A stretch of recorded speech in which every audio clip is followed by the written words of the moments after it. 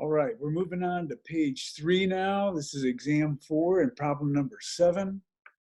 Let's go to the iPad here and get with me, and we'll go through number 7. And this is using substitution. The instruction said, find the indefinite integral using substitution. Well, there's a good possibility that I won't tell you to use substitution when you're solving this kind of problem. You're just going to be given this function, and you notice you got this x outside of it, and you got this parenthesis to the 8th power. A big thing about consistency with a substitution problem that qualifies is the fact that if you take the derivative of what's inside the parentheses, notice it's the x squared term. If you take the derivative, it's going to be x to the first power. And as long as you have a constant multiple of that x to the first power outside, there's an opportunity there to use substitution in solving the problem. So that's one of the key things that I'm wanting to get across at the beginning of this is recognize when substitution will work. This 2 up here and this 1 up here are evidence that the substitution idea is going to fly. So what we do is we'll set u equal to the substitution, what's inside the parentheses, x squared plus 5, the thing that's being taken to that power. And then the circumstance is to recognize that when you do the derivative of this, you end up with 2x dx. Now, several of you left off the du. Some of you put du and got the 2x and left off the dx. The most thorough answer here when you're doing this problem, when you do the substitution, is show the dx also, the 2x and the dx. And that's giving evidence that it accounts for things. And when you get to Calc 2, it's something you're going to really want to make sure that you take into account that dx and it's accounted for in your substitution process. So again, what I'm going to do now, you don't have to do this, but I'm going to move that x over by the dx, just so I can get the image that what I need, I can place in here and then account for that 1/2 that's going to be needed to counter that 2 we're going to need. We need 2x dx. And right now I've only got x dx. Therefore, I need to multiply by 2. And if I multiply by 2 in here, I've got to multiply by 1/2 out here. These two go together, right? It's like multiplying the top and bottom by the same value. We're multiplying by 1, and that doesn't change the function. Now we're ready to do the direct substitution, and the complete du is present. So now this is equal to, I've got 1/2 out front, and I've got the integral, and now I'm going to substitute in u for my x squared plus 5. So now I've got u to the 8th, and 2x dx is du. That simplifies it incredibly, and that's the whole purpose of the substitution. And now I just got u to the power rule. So the situation is now that the integration bar goes away, so you raise the power by 1 and divide by that new power, and plus c shows up officially there. Simplify that a little bit, I get u to the 9th over 18 plus c, and that turns out to be, when I substitute back in, x squared plus 5 to the 9th over 18 plus c. There were a couple of you that left it as u. This term right here was your final answer. The problem started in terms of x. We're using u as a tool to help simplify things, make it easier. But u is not in the given problem. There's no u in this thing. To give u as your final answer is missing the point, okay? You need it back in terms of x. All right, let's drop down to number 8 now, and that is the differential equation.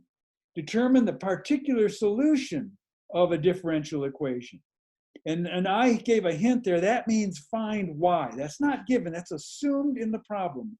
You're given what dy dx is, a differential equation, and you're asked find the particular solution. That means you got to figure out what the original function was. So you're given that dy dx is equal to 6x squared plus 4x. And then I give you the boundary solution that of y of 2 equals 10. And I think some of you hadn't really seen that notation before about y and x we've had before, but y of 2, that's like y of x. You know, this is like y, a function in terms of x. And when x is equal to 2, you get y equals 10. That is what this is saying, okay? So I'm sorry if that was a new experience for some of you, but the general idea is that's going to help us make a determination, because when we find the general solution by taking the antiderivative of dy dx, we're going to have a plus c on there. We got to figure out what c is in order to get the final solution, the particular solution, and that it comes from knowing what 2 and 10 are, x and y. All right, so first thing is we need to figure out what y is. So we end up with, so y is going to equal the integral then of 6x squared plus 4x dx. And that is equal to raise the power by 1, divide by that new power, raise the power by 1, divide by that new power, plus c. Now, plus c is a very important part of this problem. That's what you're trying to determine in order to get the correct solution here. So what we're going to do is we're going to simplify this. Now we get 2x to the third plus 2x squared plus c. And now, so that is the general solution of the differential equation. But we want a particular solution. As a result, we plug in 2 and 10. So I'm going to plug in 10 for y and 2 for x. And the c is still there. We're going to figure out what c is, and that's going to be the answer to the question we're looking for. That's going to be the final situation. We got 8 times 2 is 16. 4 times 2 is 8 plus c.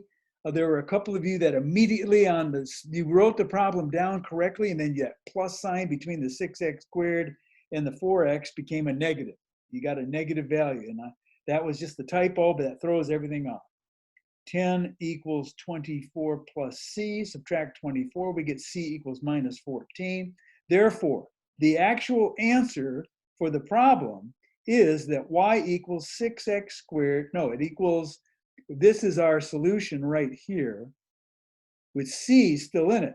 So what we've got to do is plug in the value for c, and that's going to be our final answer. So it's 2x cubed plus 2x squared.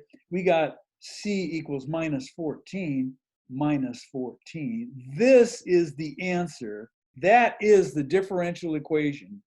That is the particular solution to the differential equation. The answer is y equals 2x cubed plus 2x squared minus 14. Now, to verify that, the rule said take the derivative of it and see that you get the thing you started with. So if we take dy dx, notice what we get here. We get to bring the 3 down, we get 6x squared. Bring the 2 down, we end up with 4x. That verifies that first part. That's the first verification. And the second verification is plug in 210. And that gives us into this function we've got here. So that's 10 equals 2 times 8 plus 2 times 4 minus 14. That gives us 16 plus 8, 24 minus 14, 10 equals 10. Got it. Now, some of you did 28, you stopped at different places, took it across. You showed equality here. That's the thing is. I did it and showed 10 equals 10. If you solved it some other way and showed 28 equals 28 or 2 equals 2 somehow, it turns out that some of you did it different ways and got that same solution, okay? That's it. That's finding the particular solution of the differential equation and showing it, verifying that the solution is correct. That's it for the exam. Let me know if you've got questions.